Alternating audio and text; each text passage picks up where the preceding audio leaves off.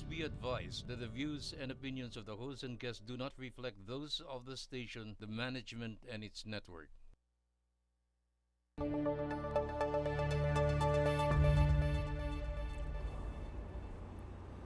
You are watching the July 23 episode of Opinyon Ngayon, and so let us look at the opinions of our regular analysts, si Maestra Ana Malindogoy and Kaado Paglinawan. And the two big issues, domestic first, then international. The domestic issue the past week is the emergence of the tandems sa presidential elections for 2022. And you will see it on your screen, two of the major changes this week and emanations from the political scene this week is one, the Pacquiao-Moreno tandem. Is it really brewing? And the other is the Lacson-Sotto run, which seems to be a more serious alternative now. And they have their respective senatorial slates. It seems malinaw na po dito sa Lacson-Sotto kung sinong ipagsasama nila sa kanilang 12-man slate. Senator Kiko Pangilinan, Senator Tito Sotto, but if he's running for VP, then he should be out of this Senate list, no? Senator Ralph Recto, mga oldies, but are they goodies or baddies? The question. Si Franklin Drilon, of course, one of the most controversial opposition senators, would also run? Yeah, nandito sa listahan, galing sa News 5 Digital, para sa slate ni Sotto at ni So this Lacson. is like a slate of the Liberal Party. That's right. Senator Nancy So Binay. where is Leni Robredo there? Yun na nga. Saan napupunta si Leni Robredo ngayon? Ano? Senator Laila De Lima, is that going to be an attraction or a repulsion to the public to have... That's even the question. Senator Dick Gordon, your friend Kaado, maybe you will comment a little on this. And then Senator Riza Hontiveros, who has been capitalizing on the China issue. Is that really going to make her popular? And Lacson, of course, is the presidential candidate for the slate. Pacquiao, they're trying to get Pacquiao for senator. Baka hindi tanggapin ni Pacquiao. So mukhang tentative pa rin ito. Marami pa rin pwedeng rumble dito sa mga pangalan na to. And Grace po, Senator Grace po. Re-electionist na pala si Grace po. Re-electionist, and Senator Joel Villanueva, according to this report. Lucy Torres, I think, will be part Lucy of the lineup. Torres, yeah, and I'm surprised she's not here.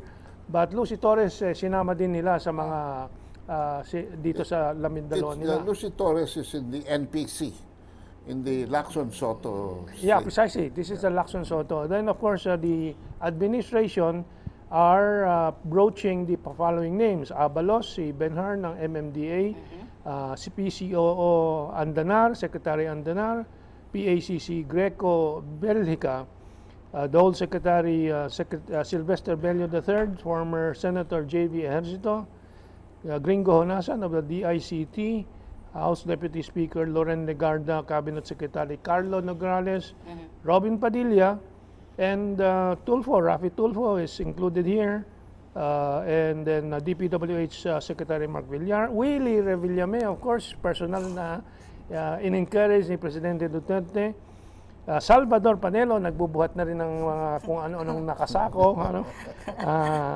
and Senate Majority Leader Juan Miguel Zubiri. Nasaan What about Harry Roque? Harry Roque, nandito dapat yun. Baka na-miss ko lang sa pagbabasa. Pero hindi pa ata siya nag-signify. Hindi pa niya tinatanggap.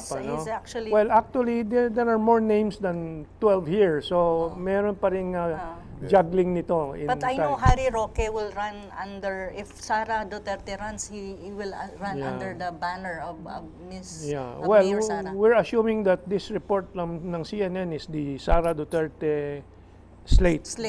Pero again, there are more than 12, so that means meron pang mga ija-jumble nila. As Kaado always says, nothing will be certain until December 15, the last day of filing of candidacy. Substitution. Substitution pala. So, your analysis, Madam Ana, first. Sa akin, yung first na kaninang pinalabas natin na pictures, or infographic, is yung Pacquiao Moreno tandem. I think that's very hilaw for me. No, it's hilaw, and I think Moreno is still hilaw Yeah. to run for an even Let's higher show position. Let's show again no? the For me, I tandems, think no? if I am Isko, I would rather finish my terms Pero si Isko, nagpapadyak na ng tricycle, with the camera. nagwawalis na ng basura. Oo, ano? that's a yellow trademark of politics na may camera sa likod. Oo. Lahat yan yellow eh. Pero the tandem, I mean, for me, Isko should be focusing more on Manila and make it sure na meron siyang Yun ang... mayroon siyang ipapakita sa taong bayan in the long run na capable siya of handling the country kasi it's a country kung na kailangan tutukan, hindi lang, especially we're emerging from pandemic. Oo. And Pacquiao, Pacquiao, yun ang problema ni Pacquiao. Hintayin natin, kung ma-knockout siya sa laban niya, knockout din ang kanyang presidential Hindi kasi candidacy. para siyang nawawala siya ngayon kasi sa PDP may merong division. no? So hindi natin alam na siya eh. Well, Kick out na daw siya as president. Baka ma-adapt nga siya nung kung anong It's mga either ibang ma-adapt siya ng partido. NPC, hindi na ng NPC, ng liberal. Talagang magulo pa talaga. Magulo pa, oo. Magulo Pero pa. itong Lacson Sotto, kind of serious in a way because That's right, a bit more serious na contender for VP and president. Yeah. But at the end of the day, personally, we'll see. Yeah. Kung ano yung sa akin naman na posisyon. ang alok ng Lacson Sotto tandem is iba kami. Yun ang kanilang nais nila i-presenta sa taong bayan. But definitely they're not new and they're not iba because they're actually the same with, when it comes to issues and all, ngayon na palapit ang election, they're more like the quote-unquote yellow or espousing the yellow brand of politics. In fact, kung yellow ang pag-uusapan, si Sotto ang gumawa nung nagkaisa theme song ng I don't EDSA know that. Siya ang nagsulat noon.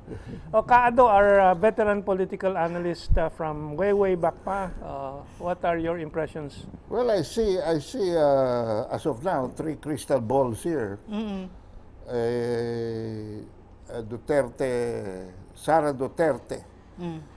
And the way I hear it from close to the trees and the forest, it will be a Sara Duterte Bongo ticket with the possibility of Bongbong Marcos giving way to become the Senate President.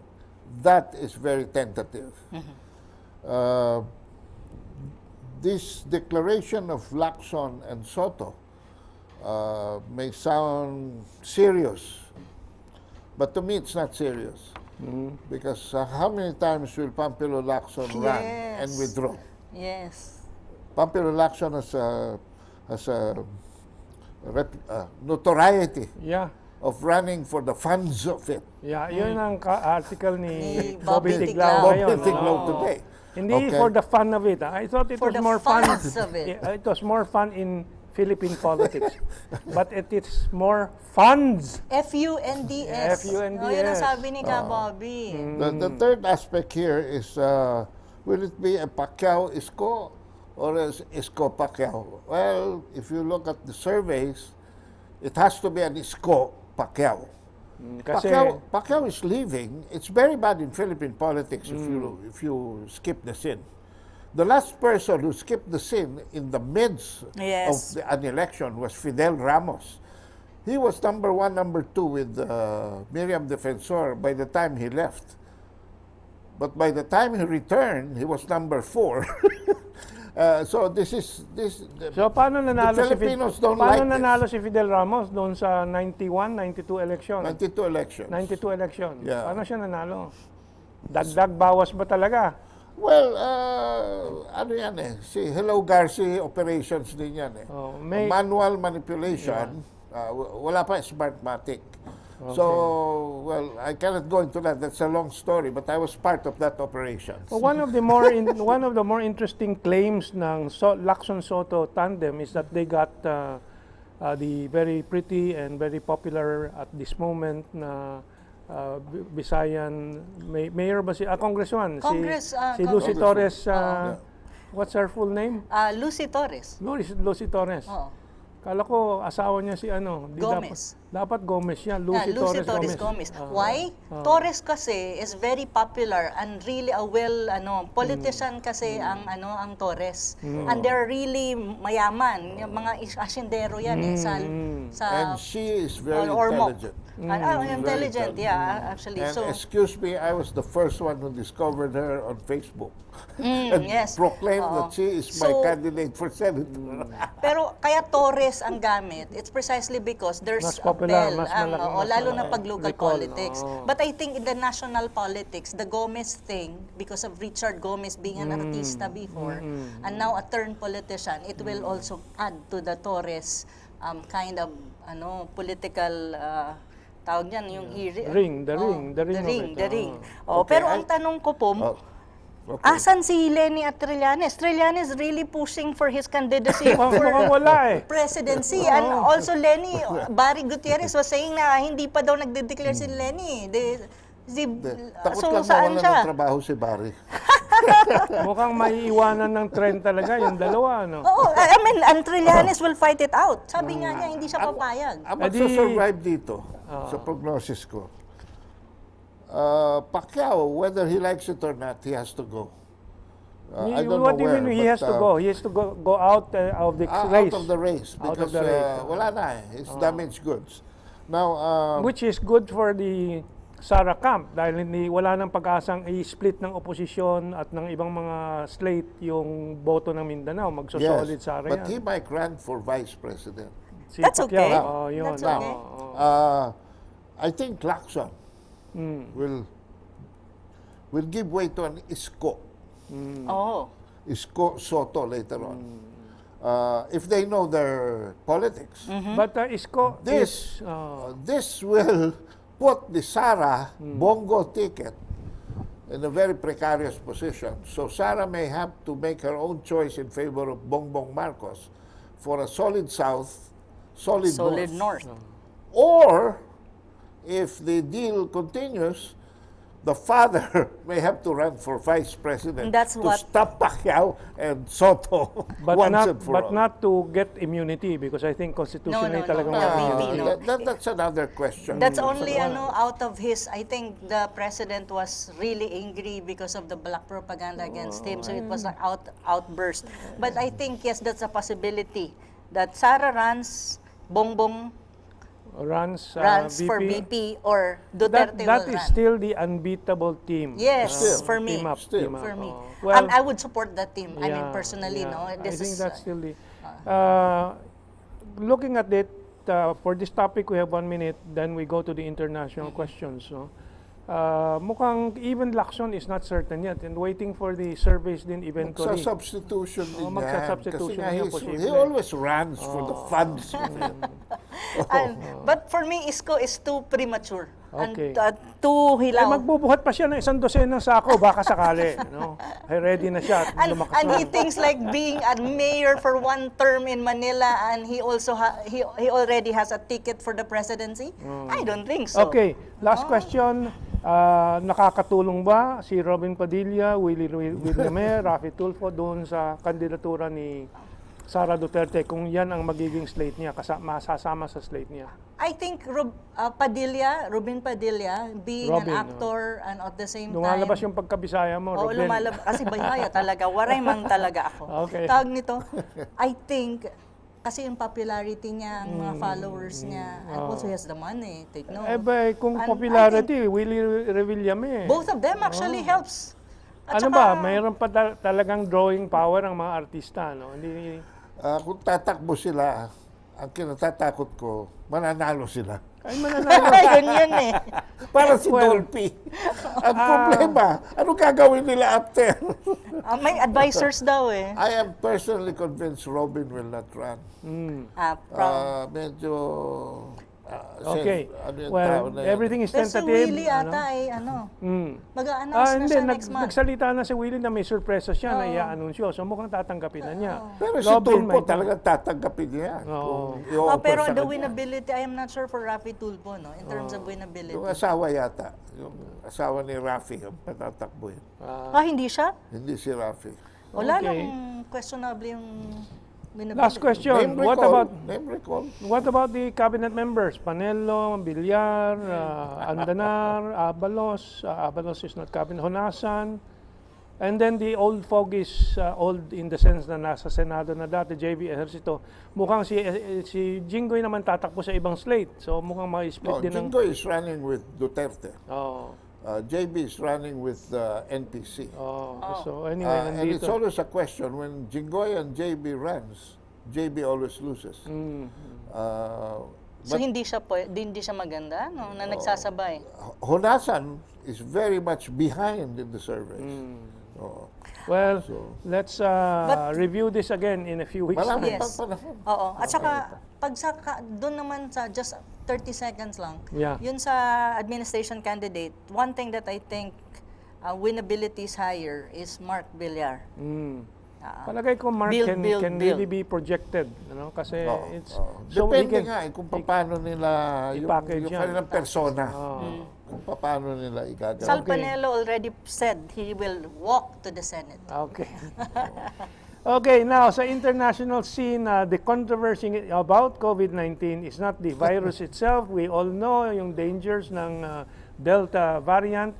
Bakit nga hindi tinatawag na Indian variant yan? Kasi sa India Of course, emanate, magiging no? racist tayo niyan. Eh, yan nga eh. Indian. Eh, Pero bakit- ang COVID-19, tinatawag nilang Chinese virus. My No, God. Wuhan the racist- virus, China the virus, Mga no? Western, no? Yeah, and so this is the issue now, no? Kasi 48 countries have written, actually it's now 50 plus ata, 55 countries 55. na 55. have sumulat po sa World Health Organization calling for a stop to politicizing the virus origins probe. Kasi sino naman nagtutulak? US naglalabi sa WHO na balikan yung China Wuhan Institute of Virology, imbestigahan ulit. Sabi ng China, tapos na kayo dito. You cleared it. Highly unlikely na lab leak ng Wuhan Institute of Virology. Bakit babalik? Kasi pala, itong si Tedros Ghebreyesus, Director General of WHO, is running for a second term. And mukhang kailangan niya ang boto ng US and its European allies. Yun ang problema. Parang Philippine politics Ay, din yan, talaga. Well, anywhere you will find human beings, you will find politics. Yes. Mas komplikado lang dahil malaki na po ang mga bansa ngayon, hindi tulad noon, tribo-tribo. Sa tribo-tribo, madali lang, magpugutan lang ng ulo, tapos ng issue ngayon, mas sophisticated. And so, ang China naman, as of this writing that I was doing, 4 million Chinese petition WHO to probe fourth death rate. Ngayon, sabi ni Kaado, sa huling iyong pagsubaybay, ilan na? 5 million na. 5 billion. Mukhang 5 everyday, Mga half a 10 million million. to 1 million ang nadadagdag sa petisyon, sa online petition na pinapadala doon sa WHO. Well, yung aking column ngayon, salamat kay Kaado, kanyang nilinis at nilagay sa Sovereign PH, which you can access sa internet, sovereignph.com.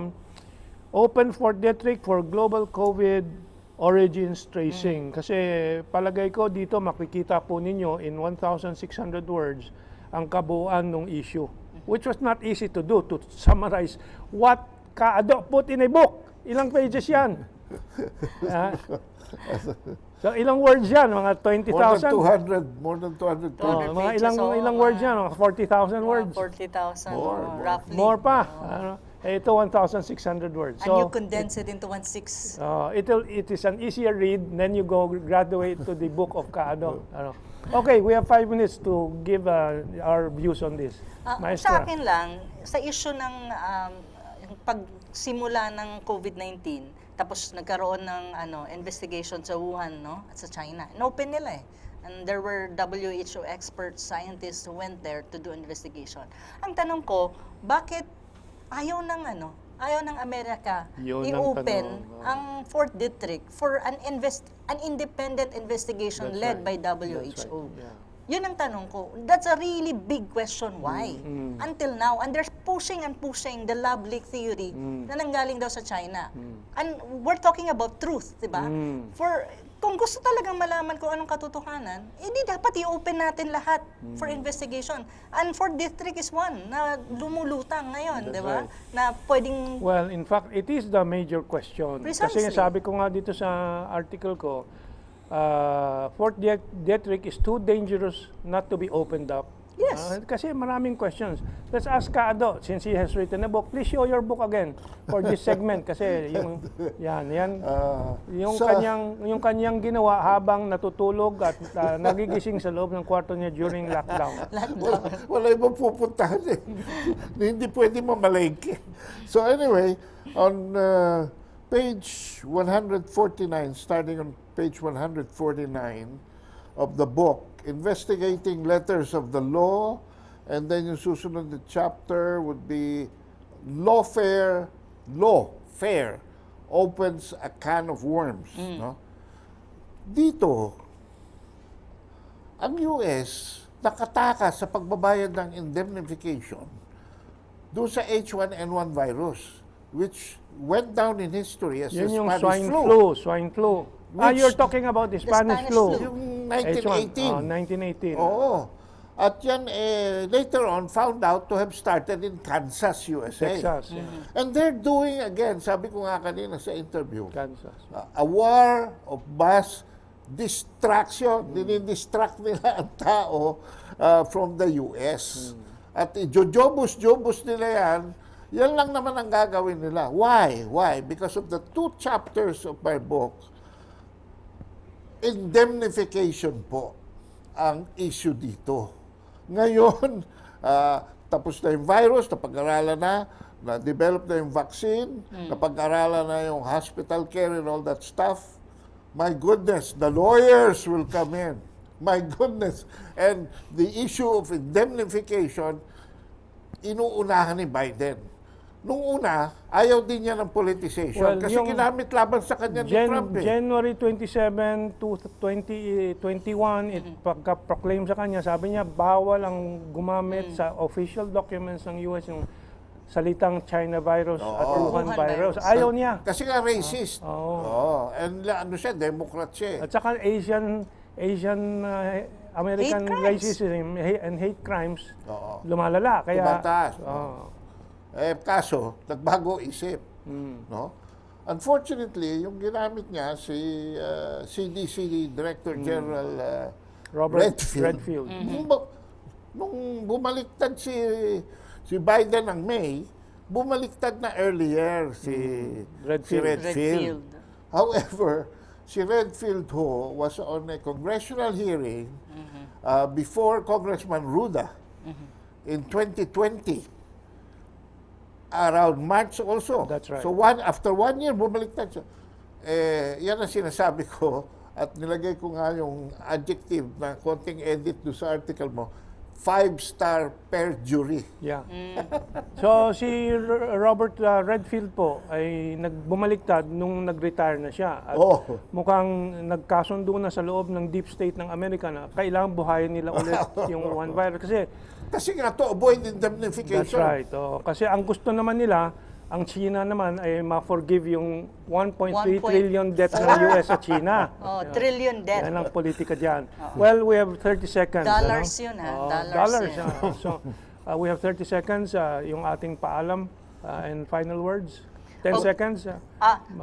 Thank you po sa ating mga tagasunod at taga-subaybay po for this edition ng Opinion ngayon. Again, ang paalala po namin lagi, truths and facts and opinion na based on truths and facts. Thank you po. Dahil sinabi ni Kaana, effectively, the truth will set you free. Ang sasabihin ko naman sa inyo, hanggang next week, beware of truth decay. Yes. Okay, thank you very much. Hanggang sa susunod na linggo, we'll see each other again. In the meantime, every day, watch the news and give us your opinions too. Thank you very much.